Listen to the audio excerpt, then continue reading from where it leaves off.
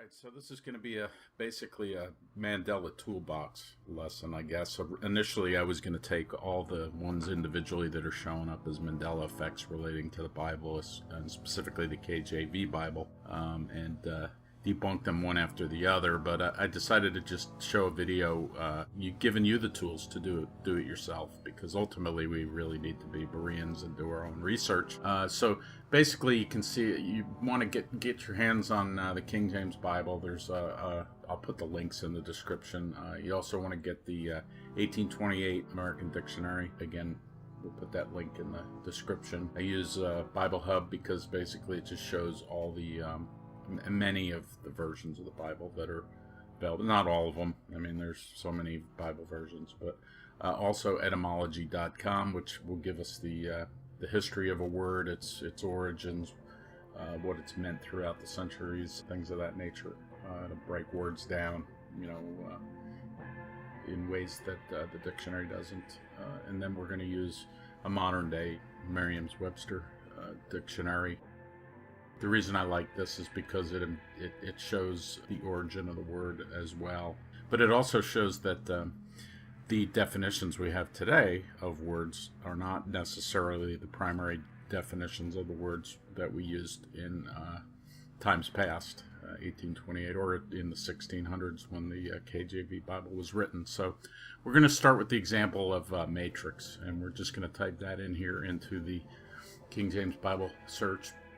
And we're going to open that up, and we can see, there's several instances of the term matrix. And what we're going to do is we're going to take a look at what that means, what the context is of the term being used within this verse. Or sometimes even we need to look at multiple verses to get the meaning, context, and how it fits into what's being said around that particular word. And sometimes we may even need to read the whole chapter to get the context. We can take one single verse and form a complete doctrine out of that, and that's not biblically responsible, in my opinion. So anyway, let's look at Exodus 13:12, which is really the only one we're going to look at for this particular study. That which shall set apart unto the Lord all that openeth the matrix, and every firstling that cometh of a beast which thou hast, the males shall be the Lord. If you want to pause and read the other ones, please feel free to do so. So what are we talking about here with this matrix? Are we talking about Neo, or are we talking about the holographic world that we see in the movies? How is it being related based on 1611 language as opposed to 2005 or whenever the Matrix movie came out? So what we'll do here, we're just going to select, just copy the verse and stick it over here into the Bible Hub. And so we can look at parallel verse in different versions of the Bible and how they're using that term, matrix. And what we see here is womb, where the infant is carried in the female, or in the case of an animal, as is the case in this context.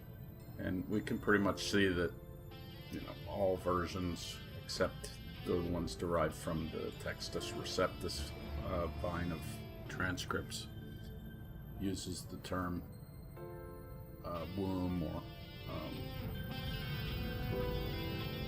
animal. You can see, I think there's another usage of it.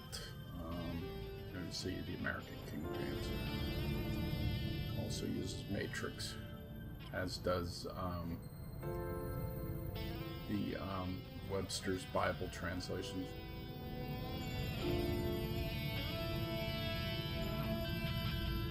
But pretty much womb is the term that's used. So now we're going to go to the 1828 dictionary, and we're going to type in matrix and see what we come up with here.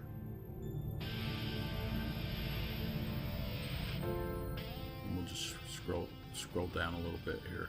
Okay, so the primary definition here is matrix, the womb, the cavity in which the fetus of an animal is formed and nourished until its birth. Okay, that's pretty darn interesting, wouldn't you say? The third definition is the place where anything is formed or produced as the matrix of metals, gang. But anyway, we can see it's kind of an origin word, but it's also the direct first definition in the line from this period of time is the womb. So there's no conflict there. There's no change in doctrine. There's no change in the meaning. There's no change in context.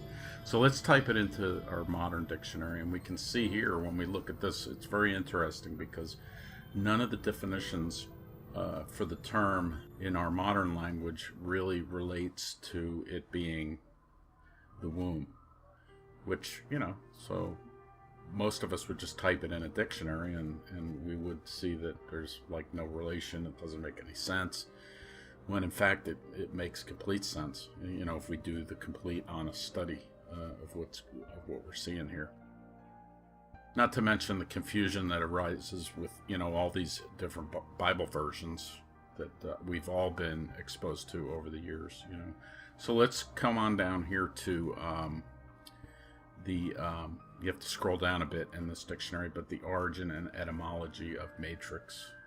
You have to click them sometimes to open it up. The first known use was in the 1500s, and basically Latin female animal used for breeding, parent plant from mater. Okay, so very interesting. Let's click over here to etymology.com or etymonline.com and type in matrix. Excuse me, and take a look here. Okay, so it's a late 14th century, which lines up, pretty close to first known use. We see it's the uterus womb of pregnant animal.